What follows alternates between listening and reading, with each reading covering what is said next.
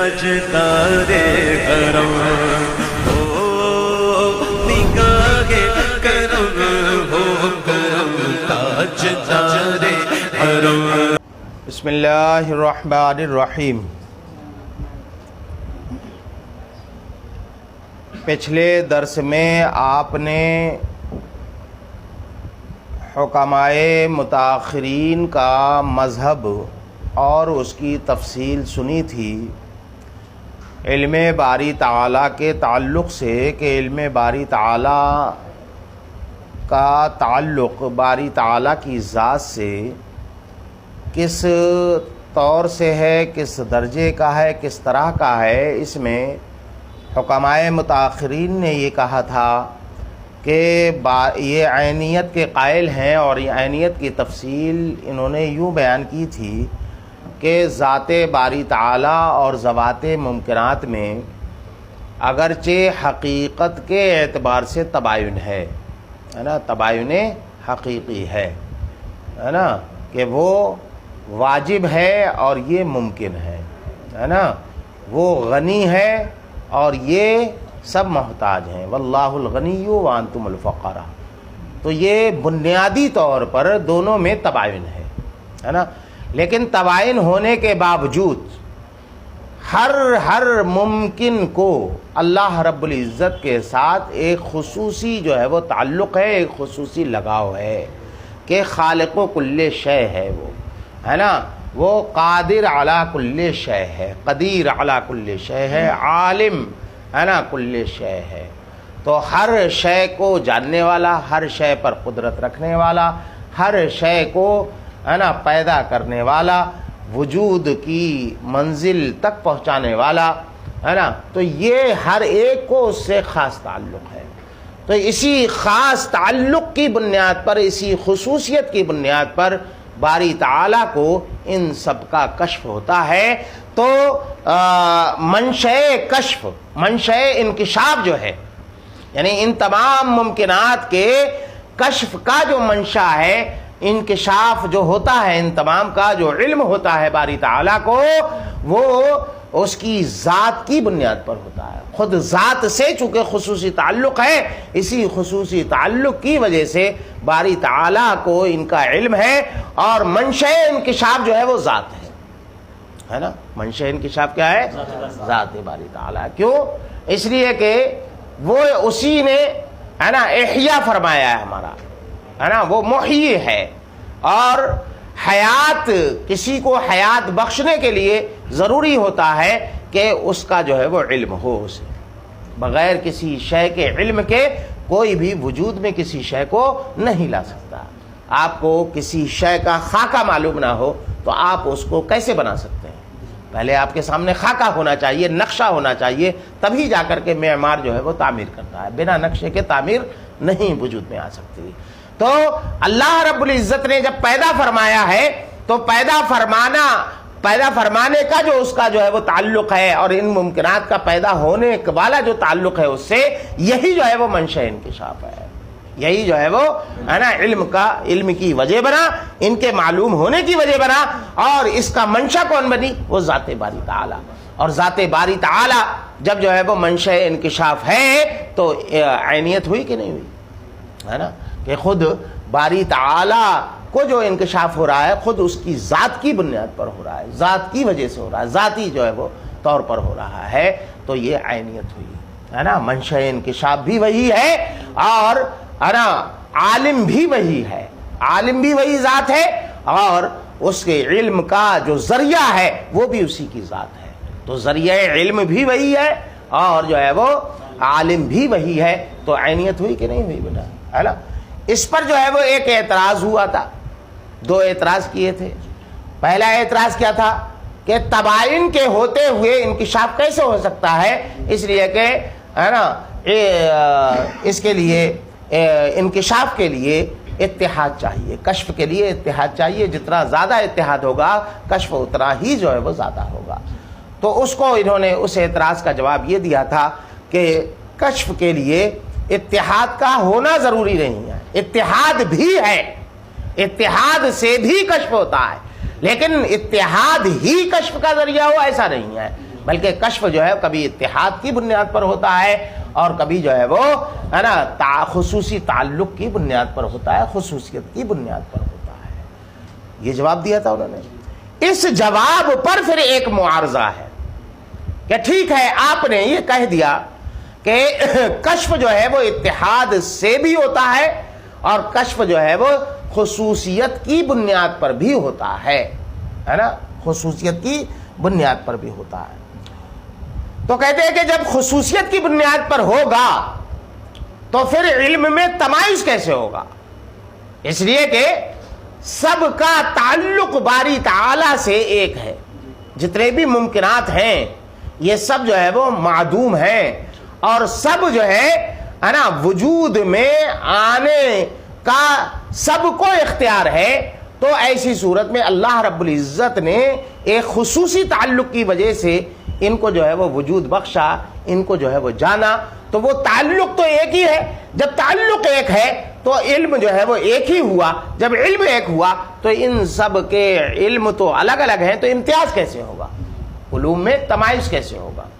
ذات تو ایک ہے، کیونکہ منشا انکشاف تو ذات واحدہ کو بنا دیا آپ نے، باری تعالیٰ وہ ایک ہے تو علم بھی تو ایک ہوگا۔ جب علم ایک ہوگا تو پھر جو ہے وہ اتنے علوم میں تمایز کیسے ہوگا؟ سب تو ایک ہی درجے کا علم ہو جائے گا، جبکہ ہر ایک کا علم جو ہے وہ دوسرے سے ممتاز ہے نا۔ حضرت آدم کا علم حضرت پیارے آقا صلی اللہ علیہ وسلم کے زمانے کے علم سے جو ہے وہ مختلف ہے نا۔ تو جب جو ہے وہ علوم جو ہے وہ متمایز ہیں تو علم بھی متمایز ہوگا، علم میں بھی تمایز ہوگا، اور جب علم میں تمایز ہوگا تو علم کے ذریعے میں بھی تمایز ہوگا، اور یہاں پر جو ہے وہ ذات واحدہ ہے تو ان علوم میں امتیاز کیسے ہوگا؟ سمجھ رہے ہیں اعتراض کیا ہے؟ اعتراض بیٹا یہ ہے کہ جب ذات واحدہ ہی علم کا ایک ذریعہ ہے تو علم جو ہے وہ ایک ہی ہوگا، یعنی سب کا علم، جتنے بھی ممکنات ہیں سب کا علم جو ہے وہ ایک ہوگا۔ جب سب کا علم جو ہے وہ ایک ہوگا، جب ایک ہی بنڈل میں سارے جو ہے وہ آ جائیں گے تو پھر امتیاز کیسے ہوگا؟ الگ الگ کیسے ہوں گے یہ سب، ہے نا؟ ان سب کو الگ الگ کیسے کیا جائے گا؟ تو اس کو جو ہے وہ ہے نا اس اعتراض کا وہ جواب دے رہے ہیں۔ اس کا جواب انہوں نے دیا کہ یہ تمایز علم جو ہوگا وہ خصوصیت کی بنیاد پر ہوگا، کہ ہر ایک کی جو خصوصیات ہے وہ مختلف ہے نا۔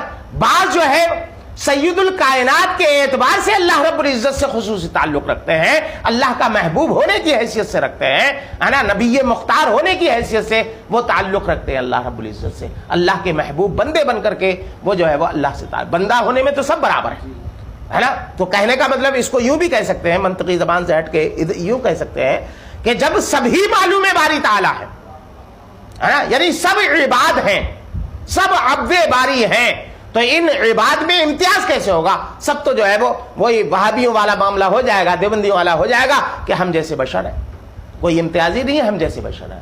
تو امتیاز کیسے کرتے ہیں بیٹا؟ کہ ان کی جو خصوصیات ہیں، جو خصوصیات ہیں کس کی؟ معلوم کی، بندوں کی جو خصوصیات ہیں وہ ایک دوسرے سے ممتاز ہیں، کہ جو خصوصیت ہمارے آقا صلی اللہ علیہ وسلم کو ہے وہ دوسرے انبیاء کرام، دوسرے مرسلین کو جو ہے وہ نہیں ہے۔ تو اس اعتبار سے ہے نا وہ ممتاز ہیں سب سے کہ نہیں ہے؟ حضرت آدم دوسرے انبیاء سے ممتاز، حضرت شیس ممتاز، سب جو ہے وہ ممتاز ہے نا۔ تو ہے نا خلق سے اولیاء، اولیاء سے رسول، اور رسولوں میں اعلیٰ ہمارا نبی، تو یہ امتیاز کے درجے ہیں کہ نہیں؟ کہ تمام مخلوق سے اعلیٰ کون ہے نا؟ اولیاء، اولیاء سے اعلیٰ کون ہے؟ خلق سے اولیاء، اولیاء سے رسول، پھر ان رسولوں میں اعلیٰ کون ہے؟ ہمارے نبی صلی اللہ تعالیٰ علیہ وسلم۔ تو یہ امتیازات ہو رہے ہیں خصوصیات کی بنیاد پر کہ نہیں؟ تو ایسے ہی یہاں پر ہے کہ ان علوم میں امتیاز کیسے ہوگا؟ خصوصیات کی بنیاد پر۔ کس کی بنیاد پر بیٹا؟ ہر معلوم کا، ہر معلوم کو کی الگ الگ اپنی اپنی خصوصیت ہے، اور وہ خصوصیت، ان خصوصیتوں کی بنیاد پر وہ دوسرے سے ممتاز ہوتا ہے۔ کوئی گورا ہے، کوئی کالا ہے، کوئی ناحق ہے، کوئی ناطق ہے نا، یہ ممتاز ہیں کہ نہیں؟ اور ان خصوصیات میں تمایز جو ہوتا ہے، ان تمایز خصوصیات کی بنیاد پر علوم میں تمایز ہو جائے گا۔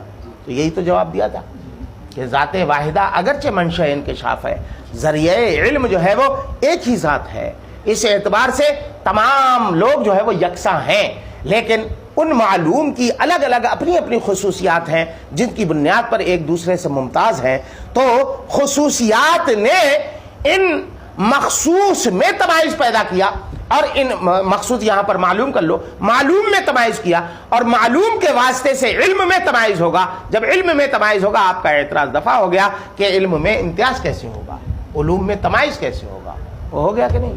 تو کیسے ہوا؟ کس مرحلے میں جا کر کہ معلوم میں معلوم جو ہے اپنی اپنی خصوصیات رکھتے ہیں، اور ان خصوصیات میں ایک دوسرے سے تمائز پایا جاتا ہے۔ ان خصوصیات کا تمائز یہ جو ہے وہ علوم میں تمائز پیدا کر دے گا، لہذا جو ہے وہ علوم ممتاز ہو جائیں گے، ایک دوسرے کا علم دوسرے سے ممتاز ہو جائے گا۔ اور آپ کا اعتراض یہی ہے کہ علوم میں امتیاز کیسے ہوگا؟ سمجھ آیا؟ یہی جواب دیا تھا۔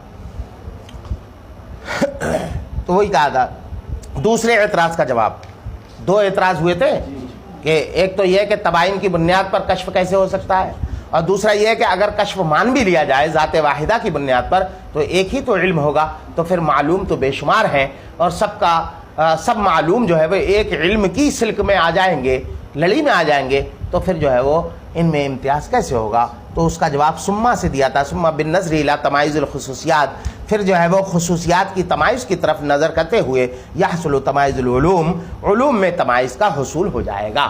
یعنی خصوصیات میں ڈائریکٹ ہے نا بالذات جو تمائز عارض ہوگا اس کو ہوگا خصوصیات کو، اور خصوصیات کی بنیاد پر علوم میں تمائز ہو جائے گا۔ اس پر آج اعتراض ہے، یہ تو ہو چکی تھی اس دن بعد فَإِن قُلْتَا سے کہ چلیے ہم نے آپ کی بات مان لی، کیا کہ اللہ رب العزت کو تمام ممکنات کا علم ہے نا تباین ہونے کے باوجود ہے نا ہے، اور اس کی منشأ انکشاف اس کی جو ہے وہ ذات ہے، اور سب کا جو ہے وہ علم ایک ہی ہے، اس کے علم میں تعدد نہیں ہے، بلکہ اس کا علم جو ہے وہ ایک ہے، چونکہ منشأ انکشاف جو ہے وہ ذات واحدہ بسیطہ ہے نا۔ لیکن یہ تو بتائیے کہ چلیے یہ بھی مان لیا کہ ان کے اندر جو ہے وہ ہے نا خصوصیات کی بنیاد پر تمائز ہو جائے گا، علوم میں تمائز جو ہو جائے گا وہ خصوصیات کی بنیاد پر ہو گیا، تو یہ بھی ہم نے مان لیا۔ تو آ کر کے بات یہاں تک ٹھہری کہ ان علوم میں امتیاز کا دار و مدار خصوصیات ہیں۔ کیا ہے بیٹا؟ خصوصیات۔ تو جب خصوصیات ہیں تو اب ان خصوصیات کے بارے میں بتائیے کہ ان خصوصیات کا ذات باری تعالیٰ کے ساتھ تعلق کیا ہے، کیونکہ علم میں ان کا بھی کردار ہو گیا، کشف میں ان کا بھی کلیدی رول ہو گیا ان خصوصیات کا، کیونکہ علم تو ایک ہو رہا تھا، ان علم کو الگ الگ کرنے کا کام جو کیا ہے وہ خصوصیات نے کیا ہے۔ تو علم میں کردار اور رول ادا کر دیا خصوصیات نے، تو خصوصیات کو اب نظر انداز نہیں کیا جا سکتا۔ اب ان خصوصیات کے بارے میں بتائیے کہ ان خصوصیات کا ذات باری تعالیٰ کے ساتھ تعلق کیا ہے، اس لیے کہ دو ہی شقیں ہمیں نظر آ رہی ہیں کہ یہ خصوصیات یا تو انضمامی ہوں گی کہ منضم ہوں گی ذات باری تعالیٰ کے ساتھ، کہ منضم ہونے کی وجہ سے اللہ رب العزت نے ان خصوصیات کی بنیاد پر امتیاز کر لیا ہے نا، تو یا تو ذات باری تعالیٰ کے ساتھ انہیں منضم مانیے۔ اگر آپ منضم مانتے ہیں تو شق انضمام کی طرف یہ معاملہ چلا جائے گا، اور جو ہے وہ شق انضمام باطل ہو چکی ہے، باطل ہو چکی ہے کہ نہیں ہے نا، وہ ان تمام دلائل کی بنیاد پر 3 دلیلیں جو گزری ہیں۔ اور اگر دوسری صورت یہ ہے کہ ان خصوصیات کا ہم انتزاع کریں ہے نا، ذات باری تعالیٰ اس کا جو ہے وہ منشأ انتزاع ہو، اس سے ہم انتزاع کریں، تو یہ شق انتزاع میں چلی جائے گی، اور شق انتزاع کو بھی باطل کر چکے ہیں ہے نا۔ تو دو ہی صورتیں ہیں، تو وہی اعتراض آج کر رہے ہیں۔ فَإِن قُلْتَا اگر تم کہو لا يخلو اما ان يكون تلك الخصوصیات، کہ یہ دو حال سے خالی نہیں ہے خصوصیات کا معاملہ، کہ آپ نے علوم کا تمائز ہے نا موقوف کر دیا خصوصیات کے تمائز پر، تو خصوصیات کے بغیر اب علم نہیں ہو سکتا، ممتاز ترین علم نہیں ہو سکتا۔ تو اب کہتے ہیں کہ اب یہ ان خصوصیات کے بارے میں ہم گفتگو کریں گے کہ یہ خصوصیات یا تو انضمامی ہوں گی، فَيَرْجِعْ إِلَىٰ شِقِّ الْانضِمام، تو یہ شق انضمام کی طرف راجع ہو جائے گا آنا، اور شق انضمام چونکہ باطل ہو چکی ہے، لہذا جو ہے وہ اس کا منظم ماننا، ان خصوصیات کو منظم ماننا، یہ جو ہے وہ باطل ہوگا، یہ میں ہی نہیں مان سکتے۔ دوسری صورت یہ ہے کہ یا تو انتزاعی مانیں، فیرجع الی شق الانتزاع، تو یہ شق انتزاع کی طرف راجع ہو جائے گا مسئلہ، اور شق انتزاع بھی باطل ہو چکی ہے، لہٰذا یہ خصوصیات جو ہے وہ ہے نا یہ انتزاعی بھی نہیں ہو سکتی۔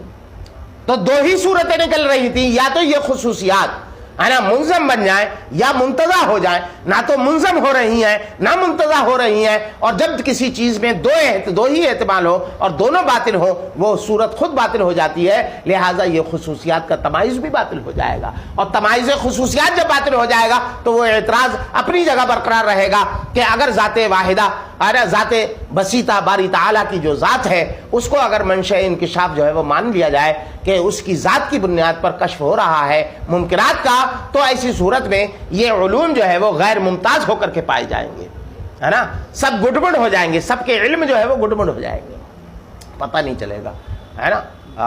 جبکہ امتیاز کے لیے ہر ایک کی فائل الگ الگ بنانا پڑتی ہے، کمپیوٹر میں بنانا پڑتی ہے کہ نہیں، تبھی جو ہے وہ ممتاز، ورنہ تو جو ہے وہ پوری دنیا ہے وہ ڈھونڈتے رہو، ڈھونڈ ہی نہیں پاؤ گے۔ تو ایسے ہی جو ہے وہ معاملہ ہو جائے گا، تو اعتراض اپنی جگہ برقرار رہے گا، اعتراض کا دفعیہ نہیں ہوگا، یہ انہوں نے معارضہ قائم کیا۔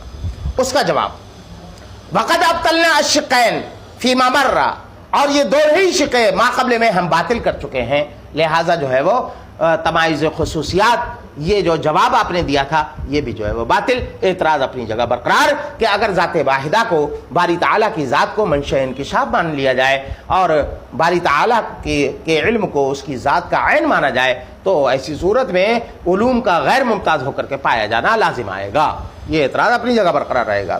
وہ کہتے ہیں قل، تو میں کہوں گا نختار کونہا انتزاعیہ، ہم اس شق کو اختیار کرتے ہیں کہ یہ خصوصیات جو ہیں وہ سب کے سب انتزاعی ہیں۔ کیا ہے بیٹا؟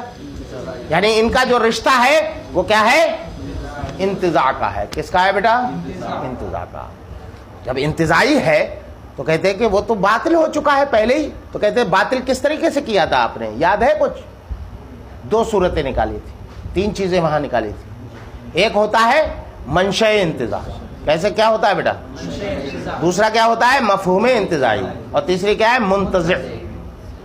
تو اگر وہاں پر یہ کہا تھا اگر منشأ انتزاع کو، منشأ انتزاع ہی کو منشأ انکشاف مان لیا جائے تو ایسی صورت میں استحالہ یہ لازم آئے گا کہ عینیت ہو جائے گی، اور عینیت کے آپ قائل نہیں ہیں۔ یہاں پر ہم یہی کہیں گے کہ ہم نے ان خصوصیات کو انتزاعی مانا ہے، اور منشأ انکشاف جو ہے وہ اللہ رب العزت کی ذات ہے، اس سے کیا استحالہ وہاں پہ لازم آیا تھا کہ عینیت کی طرف راجع ہو جائے گا، تو عینیت کے آپ قائل نہیں ہیں، تو کہتے ہیں ہم تو قائل ہیں، ہمارے اعتبار سے بطلان تھوڑی ہوگا، وہ تو ان لوگوں کے اعتبار سے بطلان ہو رہا تھا، ہم تو وہی ہیں، عینیت والے ہی تو ہیں، ہے نا۔ تو منشأ انکشاف جو ہے، جو منشأ انتزاع ہے وہی منشأ انکشاف ہے، منشأ انتزاع بھی ذات باری تعالیٰ ہے اور منشأ انکشاف بھی ذات باری تعالیٰ ہے، اور اس سے جو لازم آ رہا تھا وہ عینیت کا ہونا لازم آ رہا تھا، اور عینیت ہمارا یہ مدعا ہے، اور وہاں پر اس لیے یہ باطل ہو رہی تھی شق انتزاع کہ وہ لوگ جو ہے وہ عینیت کے قائل نہیں تھے، اس لیے ان کے مسلک کے خلاف لازم آ رہا تھا، اور ہمارے مسلک کے عین مطابق لازم آ رہا ہے، یہ ہمارے لیے خلاف نہیں ہے، ہمارے لیے ضرر رسا نہیں ہے، ان کے لیے ضرر رسا تھا۔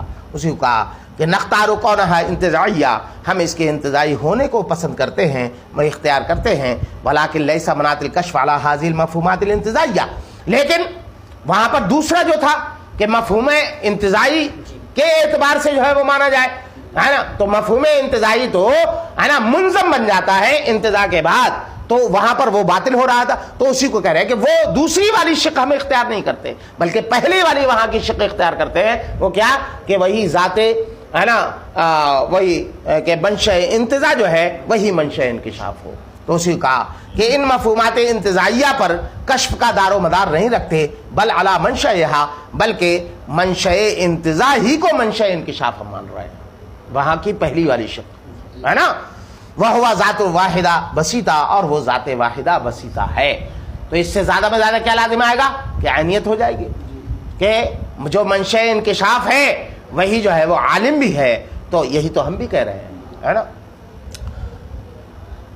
وَيَجُوزُ أَن يَكُونَ ذَاتٍ، اب ایک اعتراض وہ یہ کہ ذات باری تعالیٰ کو آپ نے منشأ انکشاف بنا دیا، منشأ انتزاع بنا دیا، کس کا؟ ان تمام خصوصیات کا، تو کیا ذات واحدہ بسیطہ یہ مختلف اور متعدد چیزوں کا، مفہومات کا منشأ انتزاع بن سکتی ہے؟ جیسے یہ سقف ہے، سقف سے ہم فوقیت کا انتزاع کرتے ہیں، تو کیا یہی سقف یہ جو ہے وہ تحت کا بھی منشأ انتزاع بن جائے گی، جنوبیت کا بھی بن جائے گی، شمالیت کا بھی بن جائے گی، ہے نا؟ تو کیا ذات واحدہ بسیطہ، ہے نا، مختلف اور متعدد چیزوں کا کے مفہوم کو اخذ کرنے کا ذریعہ اور منشا بن سکتی ہے؟ تو کہا ہاں یہ بن سکتی ہے، ذات واحدہ بسیطہ، ہے نا، متعدد چیزوں کے انتزاع کا ذریعہ اور منشا بن سکتی ہے کہ ایک ہی شے ہو اور اس سے متعدد چیزوں کو اخذ کیا جا سکتا ہے، ایسا ہو سکتا ہے۔ کیسے؟ سقف ہے، اس سے آپ نے ایک مفہوم اخذ کیا، کس کا؟ فوقیت کا۔ کس کا اخذ کیا بیٹا؟ بولو بیٹا، فوقیت کا اخذ کیا، ہے نا؟ اسی کو آپ جو ہے وہ اوپر والے کے اعتبار سے تحت کا بھی اس سے جو ہے وہ، ہے نا، کر سکتے ہیں۔ تو متعدد ہیں، مختلف الاثار والا احکام ہے نا، فوق کا حکم کچھ اور ہے، تحت کا حکم کچھ اور ہے، دونوں جو ہے وہ دونوں کے احکام الگ الگ ہیں، آثار بھی الگ الگ ہیں۔ تو ایک ہی ذات سے، ذات واحدہ بسیطہ سے، یعنی اعتراض یہ ہوا کہ ذات واحدہ بسیطہ کو آپ نے، ہے نا، مختلف خصوصیات کے انتزاع کا منشا جو ہے وہ بنا دیا، تو ان مختلف چیزوں کے انتزاع سے اس میں تعدد پیدا نہیں ہوگا، حالانکہ وہ ذات واحدہ بسیطہ ہے۔ تو کہتے کہ نہیں، تعدد پیدا نہیں ہوگا، ذات واحدہ بسیطہ سے، ہے نا، متعدد چیزوں کے متعدد اور مختلف مفہوموں کا انتزاع کیا جا سکتا ہے۔ اس کو ایک حصی مثال سے آپ کو سمجھا رہے ہیں۔ قرآن دیکھا ہے؟ قرآن دیکھا ہے؟ آفسوں میں رکھا رہتا ہے گلوب، ہے نا، وہ گلوب بند ہے آفس میں، چابی نہیں ہے، وہ دیکھا آپ نے، ہے نا؟ ذات واحدہ بسیطہ ہے۔ کیا ہے بیٹا؟ یعنی ذات واحدہ بسیطہ کیسے ہے؟ قرآن جو ہے اس میں جو ہے وہ یہ تقسیم کو قبول نہیں کرتا، کسی طرف قبول تقسیم کو نہیں کرتا، ہے نا؟ جیسے کہ جو ہے مربع ہوتے ہیں، مثلث ہوتے ہیں، ان کی جو ہے وہ سطح یہ سب جو ہے وہ الگ الگ ہوتی ہے نا، لیکن یہ مسطح نہیں، یہ بسیط ہے، بالکل ذات واحدہ بسیطہ۔ ایک ہی ہے وہ گول، اس میں آپ دیکھتے ہیں کہ جن پر وہ لٹکا ہوا ہے نا، جس پر وہ گھومتا ہے، وہ کیا ہے؟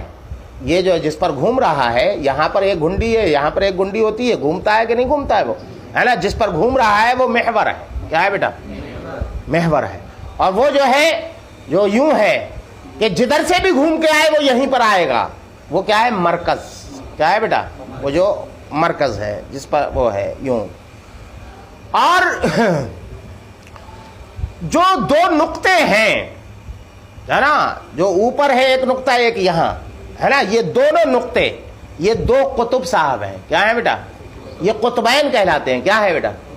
اسی لیے قطب یوں ایسے رکھتے ہیں، قطب شمالی اور قطب جنوبی۔ یہ قطب شمالی اور قطب جنوبی، یہ قطب شمالی اور یہ قطب جنوبی، تو دو قطب اس کے اندر ہوتے ہیں۔ بولو بیٹا، ہوتے ہیں کہ نہیں ہوتے؟ بولو۔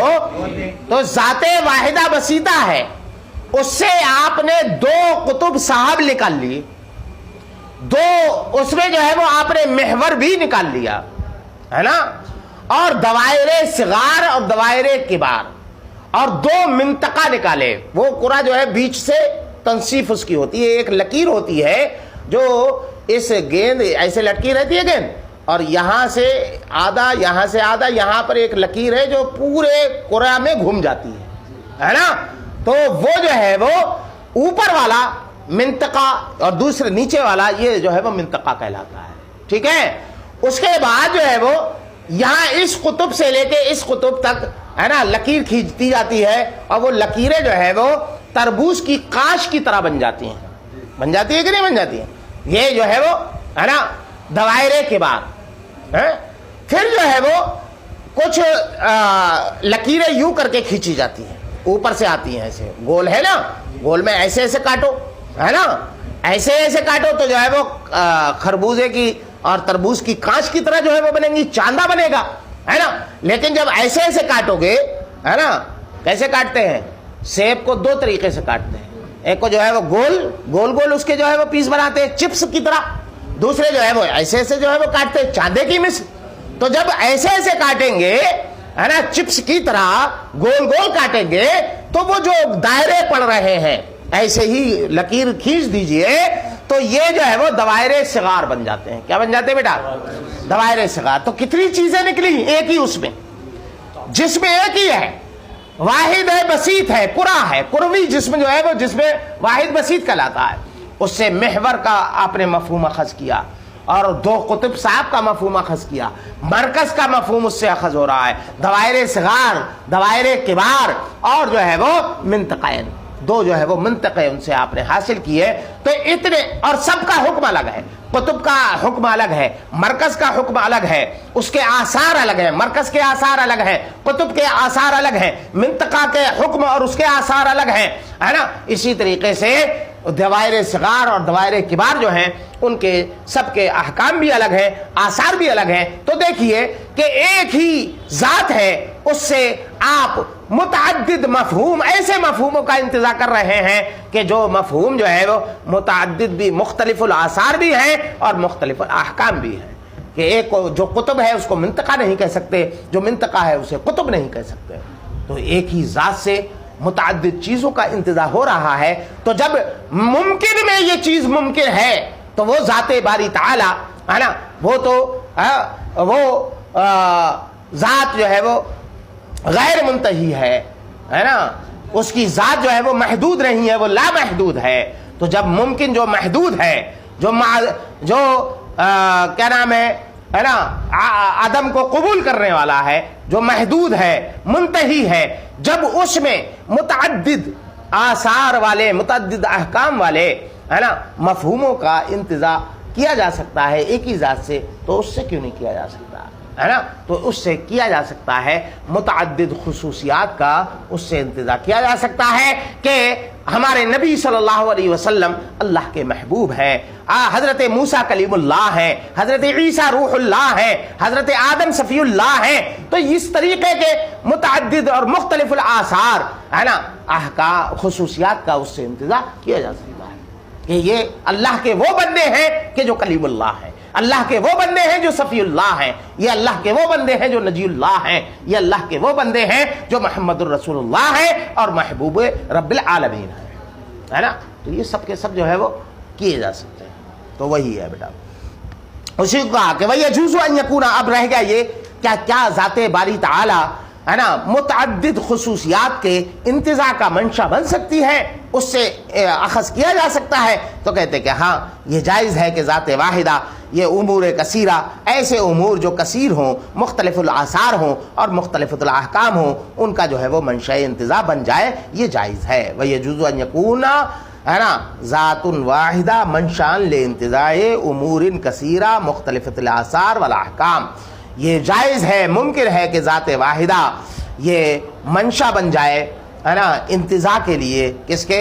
امور کثیرہ کے، جو مختلف الاثار ہوں اور مختلف الاحکام ہوں. کہتے کیا اس کو دکھا سکتے ہیں، حصی مثال اس کی دے سکتے ہیں؟ کہتے کہ ہاں، کما یشاہد فی القرآن، جیسا کہ قرآن میں مشاہدہ کیا جا سکتا ہے کہ فإنها تكون منشا، ہے نا، منشا لانتزاع المنطقہ والدوائر الصغار والاحقاب والمحاور. کہتے کہ اس لیے کہ جیسے کہ قرآن میں آپ دیکھ سکتے ہیں کہ قرآن یہ منشا انتزاع بنتا ہے کس کا؟ منطقہ کا. کس کا بنتا ہے بیٹا؟ بولو بیٹا. منطقہ کسے کہتے ہیں؟ منطقہ اس دائرے کو کہتے ہیں جو بڑا ہوتا ہے اور قرے کی تنصیف کرتا ہے، جو بیچ میں جو ہے وہ ایک موٹی لکیر کھینچ دی جاتی ہے، آدھا اوپر آدھا نیچے، ہے نا. تو یہ منطقہ بن جاتا ہے. والدوائر الصغار، اور دوائر صغار، ہے نا، جو اقطاب اور منطقہ کے درمیان ہوتے ہیں. کس کے ہوتے ہیں؟ اقطاب اور منطقہ کے درمیان ہوتے ہیں، یعنی آدھے، ہے نا، آدھے آدھے ہوتے ہیں، ادھر سے کھینچے جاتے ہیں، وہی یوں کر کے گول والے. والاقطاب، اور قطب صاحب، تو کہتے ہیں قطب تو دو ہی ہیں، اقطاب کیوں کہا گیا؟ تو ما فوق الواحد کے اعتبار سے کہا گیا. کس کے اعتبار سے بیٹا؟ ہاں، قطبین مراد ہے. والمحاور، ہے نا، اور محاور بھی جو ہے وہ ہوتے ہیں. محور کسے کہتے ہیں کہ جو ہے وہ، ہے نا، جس پر جو ہے وہ دھرا جو ہوتا ہے، دھرا جس پر وہ گھومتا رہتا ہے، ٹھیک ہے، اس کو کہتے ہیں. حاصل یہ ہے کہ ذات واحدہ یہی جو ہے وہ تمام خصوصیات کی منشأ انتزاع ہے، اور انہی خصوصیات کی بنیاد پر، ہے نا، اللہ رب العزت کو جو ہے وہ ان کا علم ہوتا ہے، کشف ہوتا ہے، خصوصی تعلق کی بنیاد پر کہ وہ خالق ہے، اور خالق کا حق ہے کہ مخلوق کو جانے، ہے نا. تو اس کے جاننے کا ذریعہ کوئی اور نہیں بنا، اس کی جو ہے وہ، ہے نا، یہی ذات جو خالقیت کے اعتبار سے ہے وہی جو ہے وہ ذات بنی، اس کا جو ہے وہ منشأ انکشاف. سمجھے؟ ہاں. کہتے ہیں کہ جو ہے وہ وہی العلوم المتمائزہ مع کونہا متمائزہ فی الآثار، باوجود اس کے کہ یہ سب جو ہے وہ آثار میں متمائز ہیں. کذالک یکون ذات الواجب تعالی، اسی طرح ذات باری تعالی بھی منشأ انتزاع ہے ان خصوصیات کی کہ جو مختلف بھی ہیں خصوصیات، اور متمائزۃ الاحکام بھی ہیں اور متمائزۃ الاثار بھی ہیں. وہی العلوم المتمائزہ، اور ان خصوصیات متمائزہ کی وجہ سے علوم بھی متمائز ہو جائیں گے. وحینئذ، ان تمام تفصیلات کی بنیاد پر اب لا غبار فی ھذا المذہب، اس مذہب میں کوئی غبار باقی نہ رہا. یعنی کس مذہب میں؟ کہ اللہ رب العزت کی ذات اور ذوات ممکنات آپس میں حقیقی طور پر ایک دوسرے سے متباین ہیں، کہ ایک واجب ہے اور دوسرے جو ہے وہ ممکنات میں سے ہیں. لیکن اس کے باوجود ان ممکنات کا باری تعالیٰ کے ساتھ ایک خصوصی تعلق ہے، اور وہ خصوصیات ایک دوسرے سے ممتاز ہیں. یہ ممتاز خصوصیات جو ہیں، انہی ممتاز خصوصیات کی بنیاد پر باری تعالیٰ کو ان کا جو ہے وہ علم ہوتا ہے. تو اور ان خصوصیات کی منشأ انتزاع چونکہ ذات باری تعالیٰ ہے، لہذا ذات باری تعالیٰ ہی منشأ انکشاف ہے ان ممکنات کی. اور جب ایک ہی ذات جو ہے وہ منشأ انکشاف ہو تو یہ جو ہے وہ عینیت کا مذہب ہوا. لہذا جو ہے باری تعالیٰ کے علوم کا جو تعلق ہے باری تعالیٰ سے وہ عینیت والا ہے. کون سا ہے بیٹا؟ عینیت والا. اور عینیت کیسے؟ کہ جو ہے وہ غیر سے نہیں حاصل ہوا بلکہ خود سے اس کو حاصل ہوا ہے.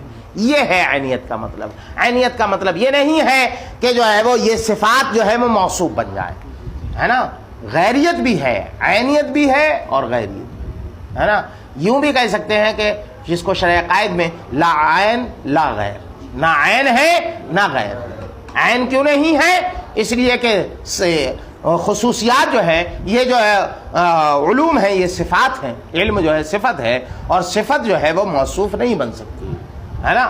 تو مصداق کے اعتبار سے ایک ہے، مفہوم کے اعتبار سے غیر ہے نا. ہاں. تو کہتے ہیں کہ ولا یکون علم الباری تعالی، اور باری تعالی کا علم علی ھذا الطور، اس طریقے سے، یعنی اس تفصیل کے اعتبار سے اگر باری تعالی کا علم آپ نے مانا تو اس سے جو ہے وہ، ہے نا، ایسی صورت میں بحصول الصورہ، تو یہ علم حصول الصورہ والا نہیں ہوگا. کیا نہیں ہوگا بیٹا؟ کہاں سے چلے تھے، کہاں پر اختتام ہو رہا ہے وہ دیکھو، وہ سرا پکڑو اور یہ سرا پکڑو. وہاں کیا کہا تھا؟